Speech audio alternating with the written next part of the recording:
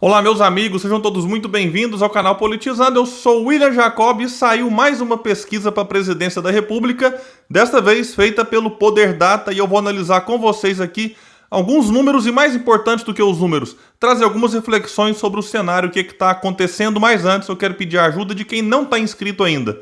Se puder, se inscreva no canal, ative as notificações e, se gostar do vídeo, deixa o like, comenta, compartilha. Tudo isso fortalece esse nosso trabalho aqui e é muito importante todo engajamento para que a gente fure bolhas e chegue em outras pessoas. Bom, meus amigos, foi divulgado então nesse dia 24 de novembro uma pesquisa feita pelo Poder Data que ouviu 2.500 pessoas entre os dias 22 e 24 de novembro e tem uma margem de erro de 2 pontos para mais ou para menos. Eu já disse outras vezes aqui, vou só insistir, que eu não confio muito nessa pesquisa ou na metodologia dela, porque acaba trazendo muitas oscilações de um mês para o outro, oscilações que outros institutos não captam. Mesmo assim, eu tenho trazido aqui, mais do que os números, repito, algumas reflexões que eu considero importantes. Vamos falar aqui então do cenário 1, que teve uma pequena alteração em novembro em relação ao que foi feito em outubro, já que lá ainda trazia Datena, que desistiu, e agora eles colocaram aqui Daciolo, o Cabo Daciolo, que sim lançou a sua pré-candidatura. E vai trazer Lula liderando, com 34 pontos, ele tinha 35 nesse cenário, oscilou 1 para baixo. Bolsonaro agora aparece com 29, então 5 pontos atrás do Lula, ele tinha 28. Sérgio Moro tinha 8, continua nesse cenário. Ciro Gomes, que nesse cenário tinha 5, cresceu 2, foi para 7. Está apenas 1 ponto atrás de Sérgio Moro aqui. João Dória aparece aqui com 5, ele tinha 4.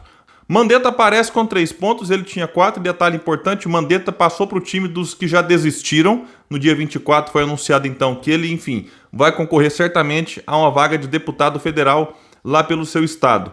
Alessandro Vieira, que aparece aqui com 2 pontos, ele tinha 3, e é só nesse instituto que o Alessandro chegou a ter essa pontuação. O Cabo Daciolo aparece com 2 pontos, Pacheco está com 0, ele tinha 1.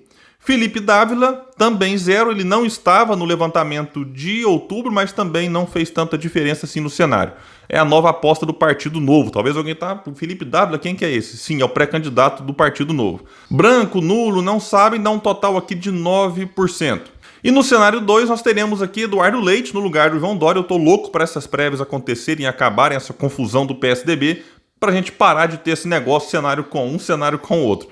Mas vamos lá então. Lula aparece com 36, no cenário com o Eduardo Leite ele tinha 34, Bolsonaro aqui 27, ele tinha 30. Então, perceba um detalhe, quando você tira Dória e entra Leite, o Lula no cenário anterior caiu 1 ponto, o Bolsonaro oscilou 1 ponto.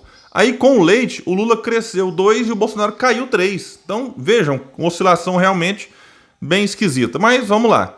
Ciro Gomes, que tinha 7 no cenário com o Eduardo Leite em outubro, subiu 2 e foi para 9. Sérgio Moro tinha 7, oscilou 1 pontinho, foi para 8. Eduardo Leite, então, tinha 3, cresceu para 5. Cabo Daciolo, que não estava antes, aparece aqui com 3. Mandetta, que tinha 4, agora tem 2. Alessandro Vieira aparece aqui com 1, ele tinha 3 no mês passado. E o Pacheco, que tinha 1, agora tem 0. Felipe Dávila, novamente, não pontuou. Branco, nulo e não sabe aqui, 8 pontos. Agora, o segundo turno realmente é um negócio muito curioso. A manchete do Poder 360, que é o site que divulgou a pesquisa em primeira mão, é muito estranha. Parece que existe aqui por parte deles uma torcida pelo Sérgio Moro, embora alguns ali que fazem parte do Poder dizem que tem uma vinculação muito forte com o PT, com o Lula. Mas a manchete é a seguinte: Moro é o candidato mais competitivo contra Lula no segundo turno.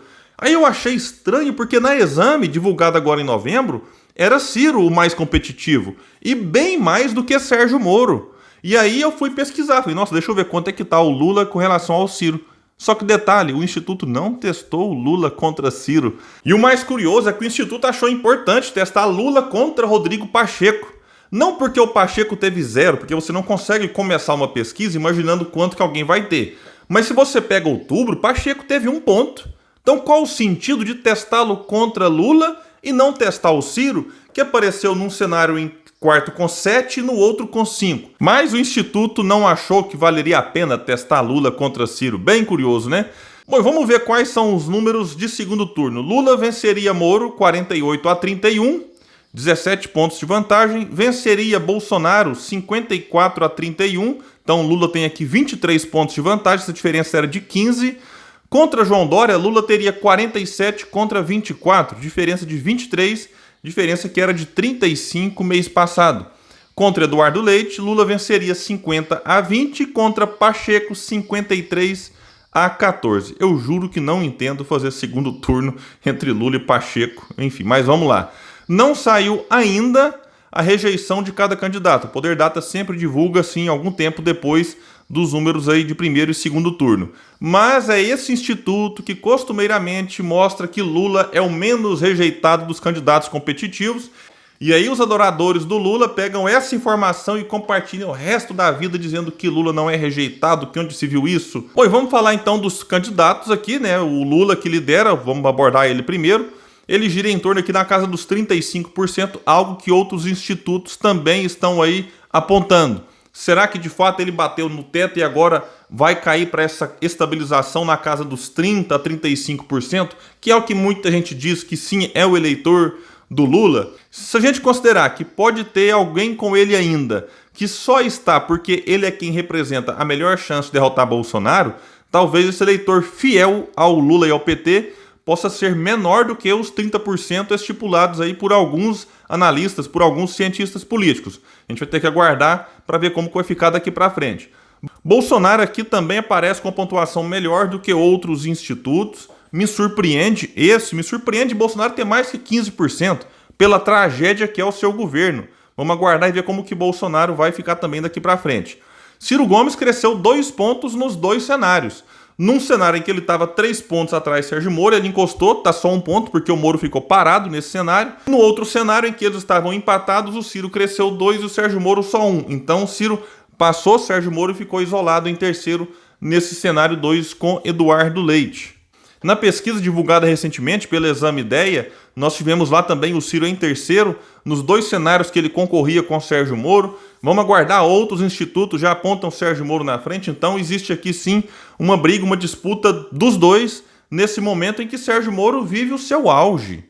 Apesar da forçação da mídia, de setores da elite em emplacá-lo, ele ainda não decolou. E muitos apontam que Sérgio Moro viveu aí, está vivendo o seu auge.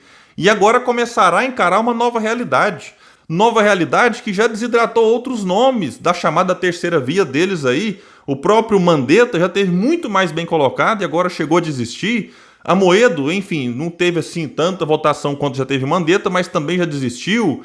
Luciano Huck teve em terceiro lugar durante um bom tempo, já desistiu. Então o Moro é a partir de agora que ele começa a lidar de fato com o seu próprio telhado de vidro que vai receber pedradas de todos os lados. E ele não tem preparo nenhum. Isso ficará evidente. Não tem respostas para o drama na economia, que é a principal preocupação. Como juiz, que foi a sua grande atuação, né, que é o seu cartão de visita, foi considerado suspeito e incompetente não por mim, mas pelo STF. Alguém que vier aqui nesse vídeo gostaria de ser julgado por um juiz que combina com o procurador, que combina algo com a parte que acusa. Isso foi revelado, isso está escancarado. E muita gente aponta que se Sérgio Moro de fato não decolar, ele vai tentar algo mais seguro, que é tentar a eleição ao Senado Federal. E eu estou muito curioso para ver para onde vão esses eleitores se daqui a pouco o Sérgio Moro de fato anunciar que vai concorrer ao Senado.